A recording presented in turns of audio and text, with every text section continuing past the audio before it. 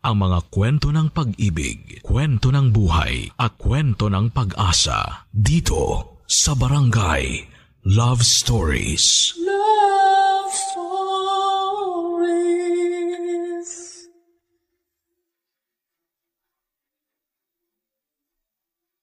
Kapag may bago tayong ginusto at hindi agad natin nakuha, normal na malungkot tayo o magdamdam sa Diyos. Pero lagi nating isipin na lahat ng bagay ay may takdang panahon upang matupad. Basta wag lang tayong tumigil sa pananalangin. Ikaw kabarangay, meron ka bang hiling na gusto mong matupad? Dear Papa Dudut, hindi ako relihiyosong tao pero paborito kong Bible verse ang sinasaad ng Kawikaan chapter 19 verse 14. Tungkol po ito sa pag-aasawa. Ayon dito, bahay at mga kayamanan ay minamana sa magulang. Ngunit ang mabait na asawa ay galing sa Diyos. Minsan ko yung narinig nang naimbitahan akong umaten sa isang church service taong 2019. Doon ko nakilala si Ryla na kapwa ko first timer sa simbahang yon. Pero hindi na naulit ang pagkikita namin dahil sa pandemic. Noong December 2021 ay para bang kusa kaming pinagtagpo ng kapalaran. Nagkita kami sa isang bookstore sa mall sa Mandaluyong. Nakamask pa ang mga tao noon dahil pandemic pa, pero unti-unti nang nasasanay. Doon nagsimula ang constant communication namin hanggang sa niligawan ko siya. Matapos nga ang 2 buwan ay sinagot niya ako, Papa Dudut. Tawagin niyo na lamang ako sa pangalang Tuti. 31 years old at isang web developer. Pero bago ko napunta sa posisyon kong ito, ilang taon din akong namasukan bilang katukatulong ng tiyo ko sa tindahan niya ng mga karne sa palengke ng Araneta, Cubao. Wala rin kasing anak ang tiyuhin ko kaya malaking pabor talaga na tinutulungan ko siya sa kanyang business. Pero sinabi ko sa kanya na gusto ko namang sumubok ng ibang trabaho, bagay na sinang-ayunan niya. Mahusay kasi ako sa computer at gusto ko sanang gamitin yon sa larangan na may kinalaman dito. Nagsimula ang job hunting ko taong August 2022 at kasama ko na noon si Ryla dahil magka-live-in na kami. Kaya lang ay hindi naging madali ang paghahanap ko ng trabaho dahil nagka-problema ako, Papa Dudut.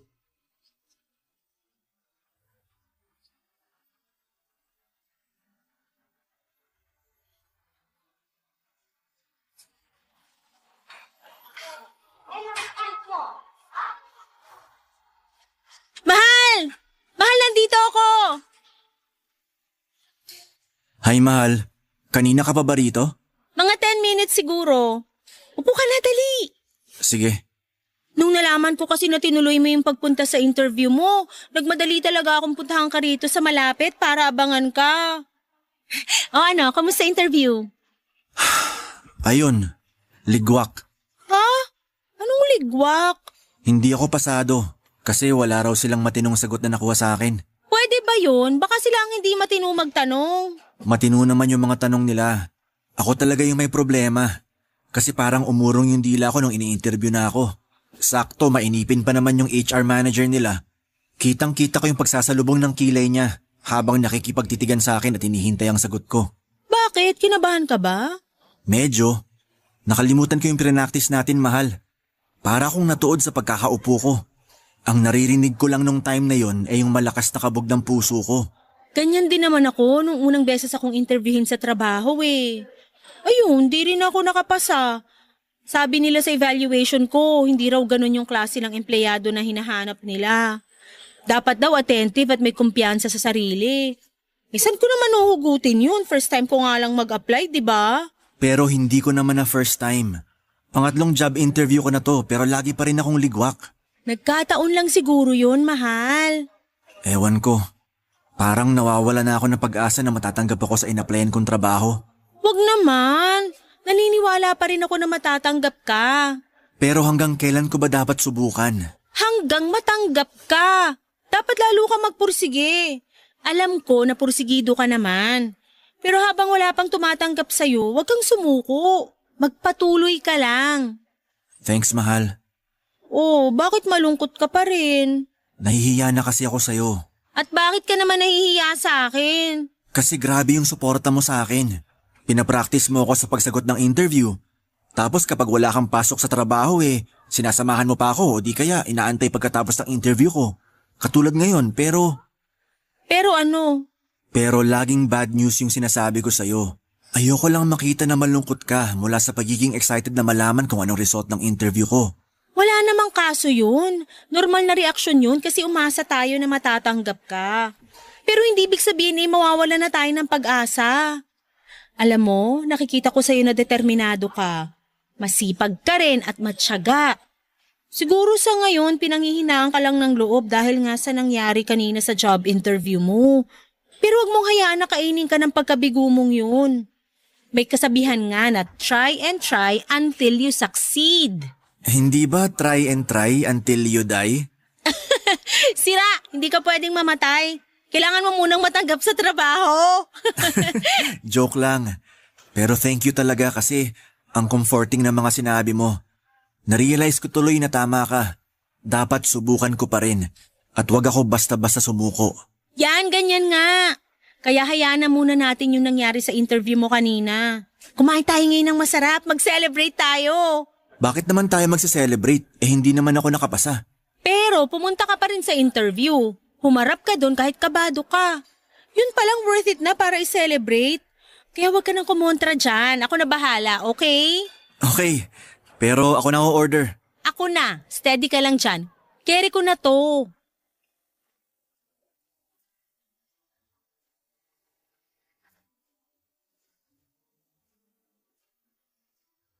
Papadudot, naging kami ni Ryla noong February 2022.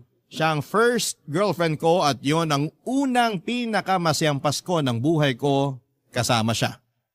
Ulila na kasi ako sa mga magulang at wala ring kapatid.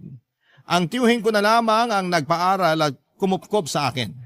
Hindi ko masyadong feel ang Kapaskuhan dahil nga lagi kaming abala ng tiyo ko sa business niya. Kaya nang dumating si Ryla ay naranasan kong mag-celebrate ng Pasko.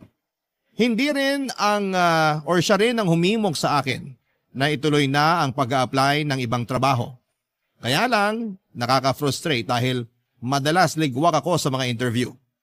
Lagi kasi akong kinakabahan at nauutal. Pero malaki ang pasasalamat ko kay Ryla dahil hindi niya ako sinukuan kahit na sinukuan ko na ang sarili ko. Nagpatulong or napakatulong ang mga sinasabi niya para ma-relax ako at talaga namang pumapanatag sa akin ang mga yon. Bukod doon ay gustong-gusto ko rin ang pagiging optimistic niya. Kaya nga hindi nagtagal pagkatapos ng ilang pang mga pagsubok ay natanggap ako sa isang maliit na lending company bilang computer technician. Sobrang saya ni Ryla nang ibinalita ko yon sa kanya at excited siya sa pagsisimula ko sa trabaho. Nang makumpleto ko na ang requirements na kailangan, bumalik ako sa naturang kumpanya upang pumirma ng kontrata. Binigyan na nila kaagad ako ng schedule kung kailan ako magsisimula sa probationary period ko. Papadudot.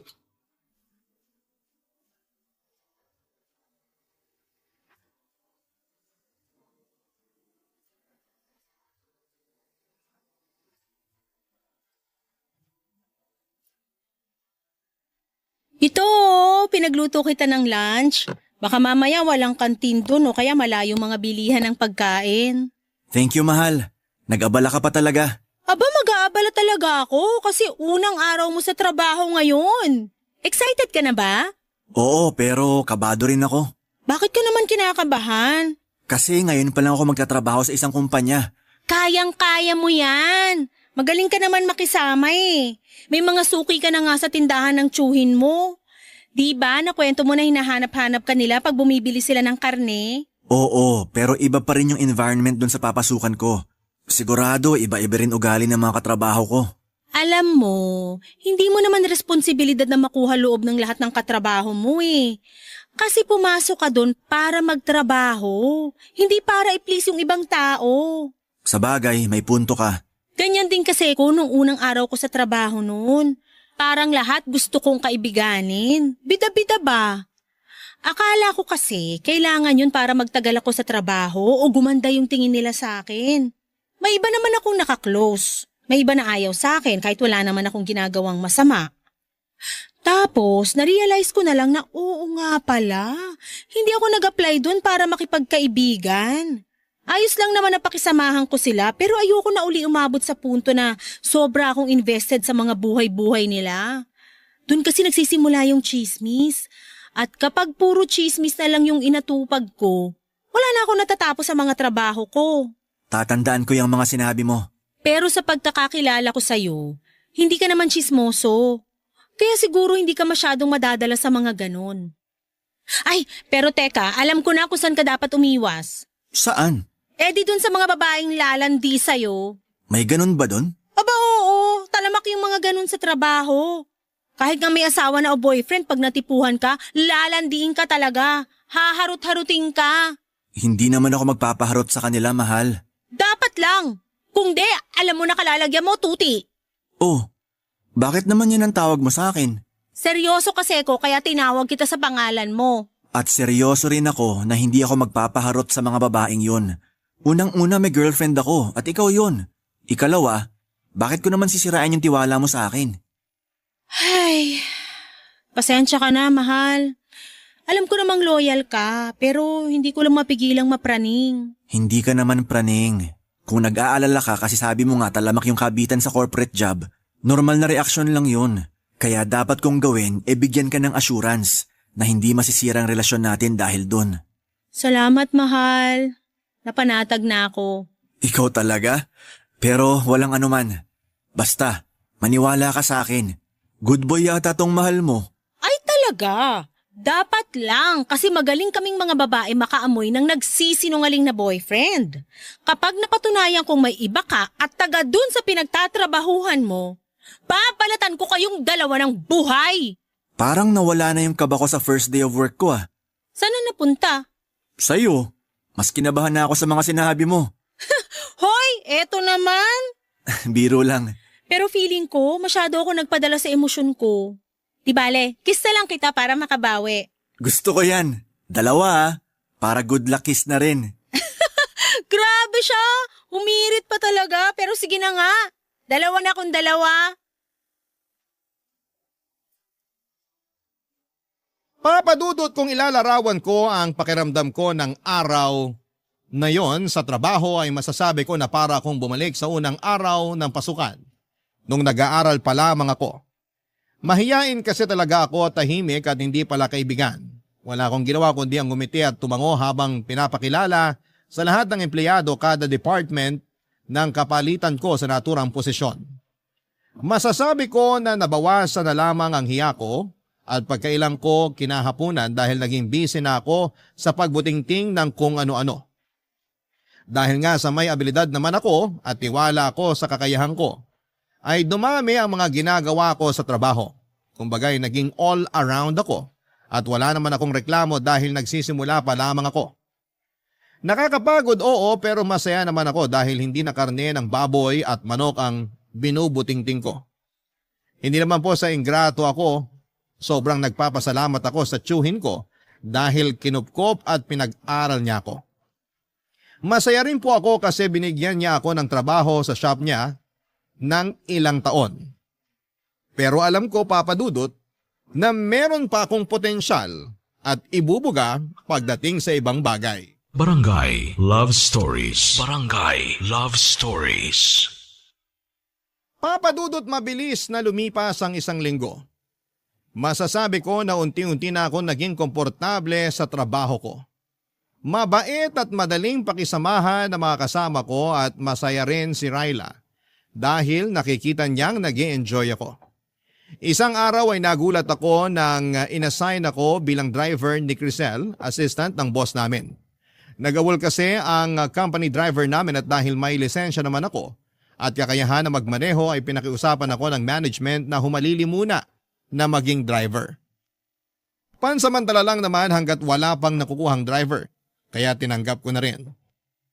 Ang gagawin ko ay ihahatid at susunduin ang boss namin at si Crisel tuwing may mga meeting sila sa labas. Malaking bagay yon dahil napaka-traffic sa Metro Manila at sobrang hassle rin kung magko-commute sila.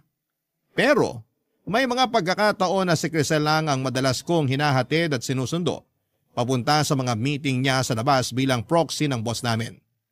Busy kasing tao yon at malaki naman ang tiwala niya kay Crisel bilang assistant. Kaya nga madalas na kami lang dalawa ang magkasama. Bagay na hindi ko naman binigyan ng mali siya noong una, Papa Dudut.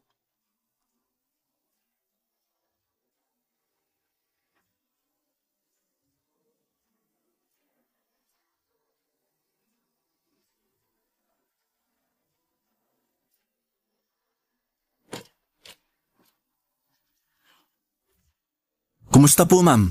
Okay naman, maayos yung kausap ko. Mukhang matutuloy yung partnership na gustong mangyari ni boss. Eh di kung ganon, congratulations in advance na po. Salamat. Pero maaga pa para mag-celebrate. Ganon na rin po yun. Balita ko, marami-rami na rin daw kayo na iko-close na deal. Kaya sigurado ako na makukuha niyo tong isang to. So narinig mo pala yung tungkol sa mga ganon Ay, nako, sorry po. Hindi naman sa pagiging chismoso.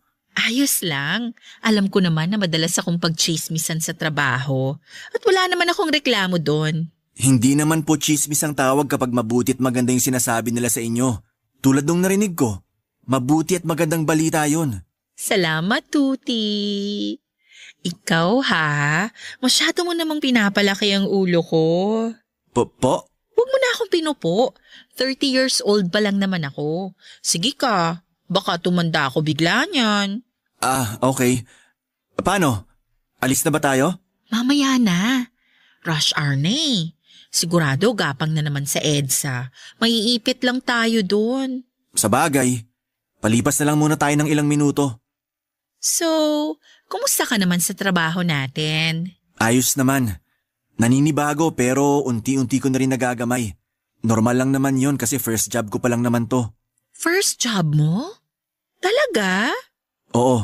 Ano pinagkakaabalahan mo nung hindi ka pa nakakapasok sa amin? Tumutulong ako sa meat shop ng tiyo ko sa palengke sa Araneta, Cubao.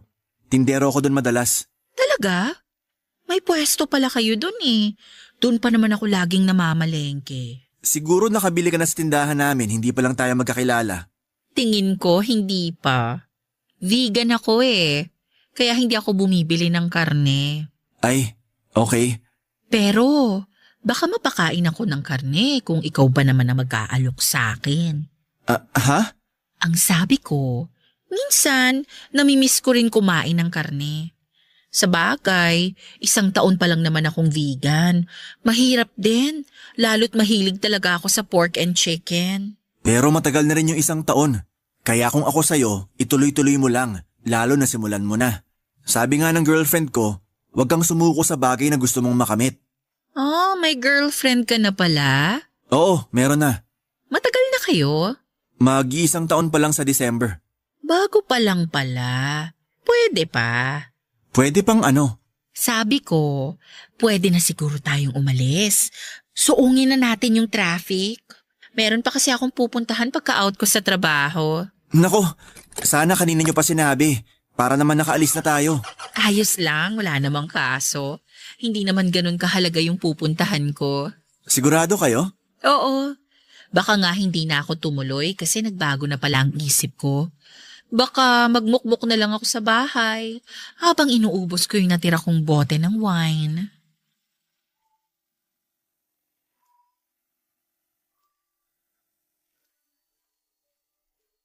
Papa Dudut, dumalas ang pasimpleng hirit ni Crisel sa akin.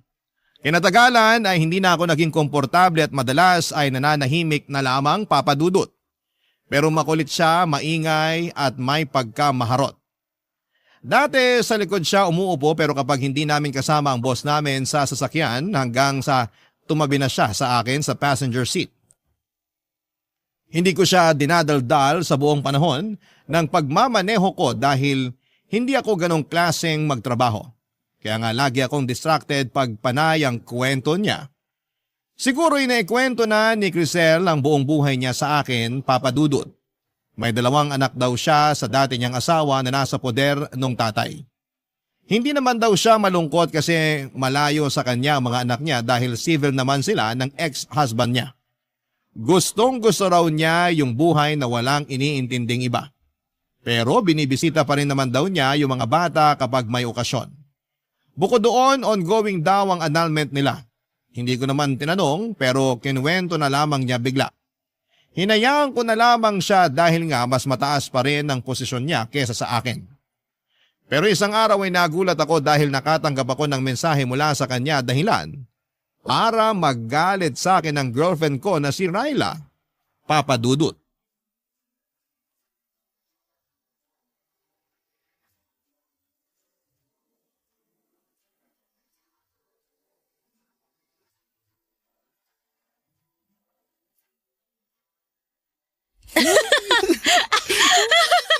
Mahal naman eh. Tama na sabi, nakikiliti na ako. Yan kasi, nandaya ka sa game natin. Tapos ayaw mo pang aminin kaya dapat kang parusahan. Gusto ko namang maparusahan mo. Pero hindi naman yung ganito na mamamatay na ako sa kakatawa. Kinakabag na ako tsaka sakit na lampang ako. Nako, parang alam ko na ibig sabihin ng ngiti mong yan, mahal. Aba dapat lang. Hindi lahat ng gusto ko kailangan sabihin ko. Dapat ramdam mo na yon. Uy, may nag-text sa'yo. Sino raw? Basahin mo nga. Unknown number eh. Ang sabi. Aray ko naman, mahal. Bakit ka ba namamalo? Dapat nga sipain ko pa mukha mo eh. Sino to nag-text sa'yo? Bakit ganito mag-text to? Ha? Tingin nga. Ayan, basahin mo. Ang sabi, I love you daw. Sino yan? Hindi ko kilala to, mahal. Kilala mo to. Imposibleng random text to. Sino yan sabi eh? Baka na wrong send lang. Teka, tatawagin ko nga para pagsabihan.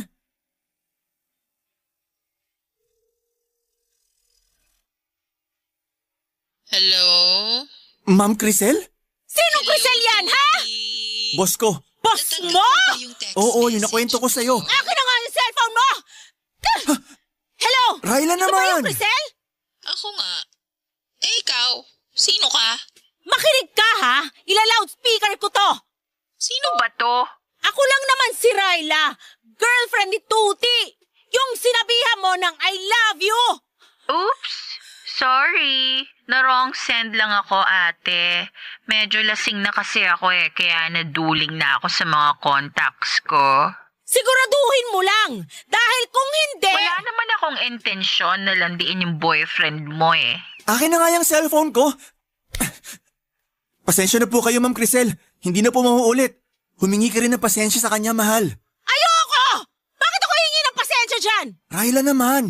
Alalahanin nung boss ko pa rin to. Pasensya na. Walang problema. Basta next time, dahan-dahan sa pagiging palengkera ha. Ang cheap mo kasing pakinggan kanina O siya, bye! At ako pa talaga yung cheap na palengkera? Ang kapal ng muka! Mahal, huminahon ka nga muna. Paano ako hihinahon nakakabastos yung Crisel na yon? May I love you pang nalalaman? Akala ba niya naniniwala ako sa kanya na wrong send lang siya? Malay mo nagsasabi naman siya ng totoo. Tsaka base sa boses niya, mukha siyang lasing. Baka naman lasing-lasingan para maharot ka niya. Umamin ka nga. May namamagitan ba sa inyo nung babaeng yon? Siyempre wala. Paano kung may iba ka na pala tapos kunwari ka lang na masaya ka pa sa akin? Wala akong iba. At hindi kunwari na masaya ako sa'yo dahil masaya talaga ako sa'yo. Pero hindi pa rin ako naniniwala sa Crisel na yon. Malakas yung kutob ko na nagpapalusot lang yan. Sinadya niya na mag-send ng I love you sa'yo. Kung sinadya man niya yon, mahalaga hindi ako nag-respond. Tsaka ako rin naman nagulat sa text niya Naku, Tuti, umayos ka! Alam mo na kahahantungan natin! Hindi mangyayari yan dahil mahal kita. Papadudot doon ko na nga kinuwento kay Ryla ang tungkol kay Crisel. Kilala naman niya ang boss ko sa pangalan pero hindi niya akalain na kursunada pala ako nito. Pero nilinaw ko sa girlfriend ko na wala akong gusto kay Crisel. At dahil may tiwala naman sa akin si Ryla ay nagkabati rin kami ng araw na yon. Abot langit ang kaba ko at patong-patong na inis naman ang naramdaman ko kay Crisel dahil sa pagte-text niya sa akin ng I love you. Kinabukasan sa trabaho ay nagsorry siya sa akin at nakainom lang daw talaga siya ng mga panahong yon. Akala ko ay okay na pero hindi pa rin pala, Papa Dudut. Alam ni Crisel na may girlfriend na ako pero hindi pa rin siya tumigil sa kakalandi sa akin. Kahit na kinausap ko na siya at sinabihang hindi ako komportable. Minsan kahit na rest day ko ay nagtitext siya sa akin para lang magpahatid sundo sa mga personal niyang lakad, Papa Dudut. Nag-o-offer na lamang siya ng extra pay pero tinatanggihan ko siya ng maayos. Dahil alam ko na nagsiselos na ang girlfriend ko. Bagay na iniiwasan ko, Papa Dudut. Barangay Love Stories. Barangay Love Stories. Papa Dudut, dahil sa pagtanggi ko kay Crisel na ihatid sundo siya tuwing rest day ko, ay hindi naging maganda ang imahe ko na nakarating sa boss namin. Nang mga panahong yon ay kakaisang buwan ko pa lamang sa trabaho. Hindi pa ako nare-regular at natatakot ako na baka makaapekto ang mga pinaparating niyang negatibong komento tungkol sa akin sa boss namin kapag lumabas ang evaluation ko. Bukod doon ay laging pinagmamalaki ni Crisel na marami siyang kilalang abogado kaya wala raw akong laban sa kanya sakaling magreklamo ako. Kaklose din niya ang karamihan sa mga katrabaho namin at kampi ang mga ito sa kanya. Sa katunayan, may isang beses na narinig kong pinagchichismisan nila ako. Nagsipulasan na lamang sila noong makita akong dumating at dahil maliit lang naman ang opisina namin ay talaga namang dama ko kapag meron silang pinag-iinitang empleyado. Isang araw ay hindi na ako nakatiis kaya kinausap ko na nga si Crisel, Papa Dudut.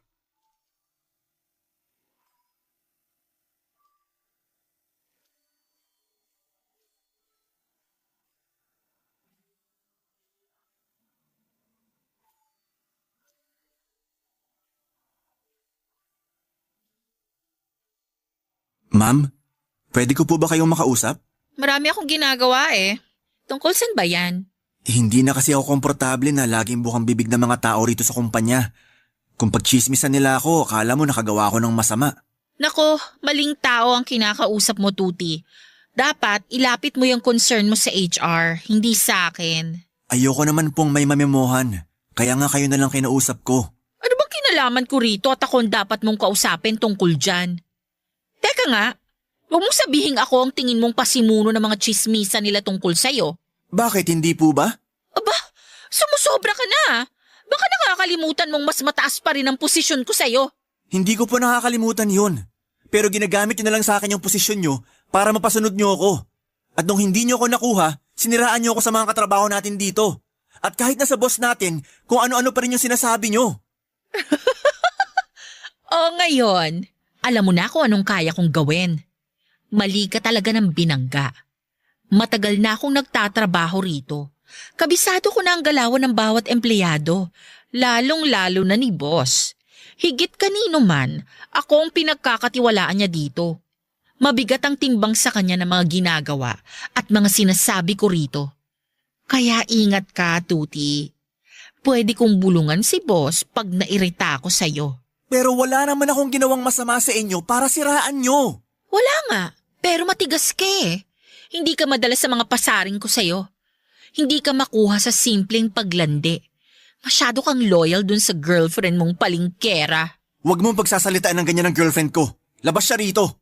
Oh, ang sweet naman, pero nakakasuka kayo. Sa bibig nyo na mismo galing. Nilalandi nyo ako kahit alam nyo na may girlfriend ako. Sino sa atin na nakakasuka? Hoy, magdahan-dahan ka sa sinasabi mo. Nagsasabi lang naman ako ng totoo. In case nakalimot kayo kung hanggang saan lang kayo. Alam mo, so far, ikaw pa lang yung bukod-tanging lalaki na hindi ko nakuha. Lahat kasi ng nilandi ko, bumibigay sa akin. Pero ikaw, mailap ka. Bakit ba kasi masyado kang loyal sa girlfriend mo? Kasi mahal ko si Ryla. Ay, hindi naman totoo yung pagmamahal na yan. Napatunayan ko ng hanggang salita lang yan. Sa una lang yan masaya, pero sigurado ako na sa bandang huli, masusuka ka na sa umay. Sigurado ako, iiwan ka rin ni Ryla. Kasi, ganyan ka lang. Anong ganito lang ako? Yung walang binatbat, walang ipagmamalaki. Yung tipong dihado pa na maregular sa trabaho. Kaya sigurado ako na kapag hindi ka natanggap dito, back to zero ka na naman. Wala kang karapatang sabihin yan. Hindi mo ako kilala. Hindi na kita kailangang kilalanin ng husto para masabi ko na wala kang kwenta. Kilala na kita dahil inoobserbahan kita. Di ba ilang job interview na ang binagsak mo bago ka nakapasok dito sa amin? Paano mo nalaman yan? Siyempre, close ko yung HR dito. Close ako sa lahat ng empleyado ron. Kaya marami akong alam sa'yo. Pero hindi naman basihan yun para tratuhin mo ko na para bang wala na ako mararating sa buhay. Mas malayo ang mararating mo sa buhay kung papayag kang makarelasyon ako. Pwede kitang ilakad sa boss natin para mapabilis ang evaluation mo. Mare-regularize ka. Tapos, kukumbinsihin ko siya na i-promote ka para tumaas agad ang sahod mo. Lahat ng yon, kayang-kaya kong gawin. Basta pumayag ka lang sa gusto kong mangyari. Ayoko. Hinding-hindi ako papayag sa gusto mo. Eh di sige. Ikaw ang bahala. Pero tandaan mo, ikaw din ang kawawa. Minsan kasi, dalasan mo rin yung paggamit dyan sa utak mo. Wala kang mararating kung puro ka na lang puso. Papadudot ang mabuting intensyon ko na kausapin ng maayos si Crisel at ipaliwanag ang nararamdaman ko tungkol sa buong sitwasyon namin, ay minasama niya. Hindi ako natuwa sa nangyari pero mas may ikinagalit pa ako. Yon ay ang matapos niyang totohanin ang sinabi niyang mas sisiraan ako. Hindi lang sa boss namin kundi sa lahat ng kapwa namin empleyado sa kumpanya. Ang sama-sama ng loob ko noon kay Crisel at kahit na ayaw kong magpaapekto, ay hindi ko pa rin naiwasan. May isang beses na kinausap na ako ng boss namin para pagsabihan tungkol sa mga sumbong at paratang ni Crisel sa akin at hindi naman ako nakasagot kasi biglang bumalik yung nararamdaman ko tuwing may job interview ako. Yun bang kinakabahan at nauutal? May mga araw din na para bang ayaw ko nang pumasok sa trabaho at lahat ng yon ay naikwento ko kay Ryla. Galit na galit ang girlfriend ko. Nagsabi rin ako sa kanya na gusto ko na lamang mag-resign. Inunawa ako ni Ryla at sinuportahan niya ang desisyon ko. Mabilis nga na lumipas ang 1 linggo at nagulat na lamang ako dahil biglang sumulpot sa nirerentahan naming apartment si Crisel, papadudot.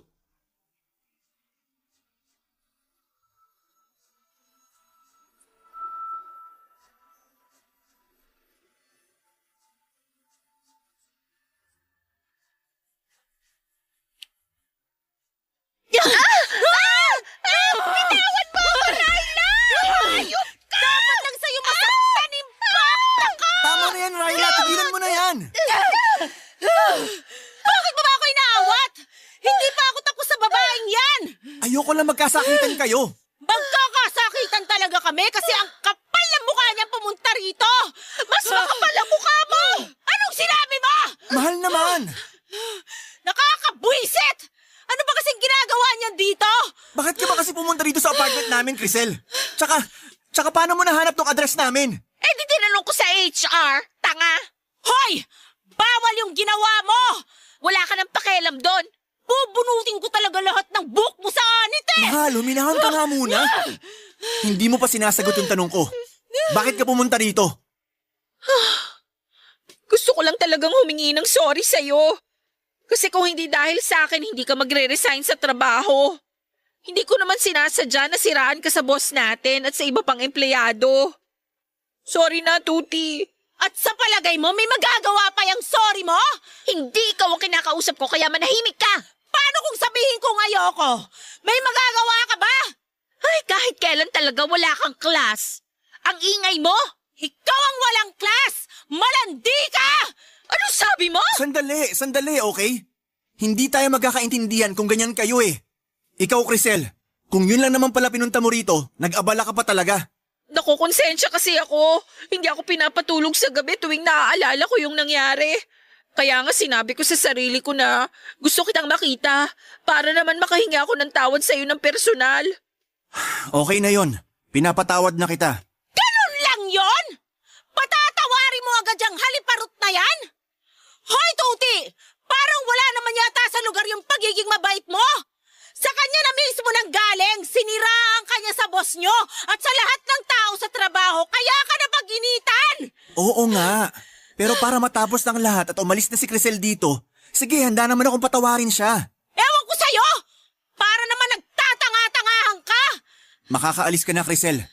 Huwag ka na rin magpapakita sa amin. Teka lang, sandali! Ano pa bang kailangan mo? Pinatawad ka na ng boyfriend ko! Umalis ka na dito!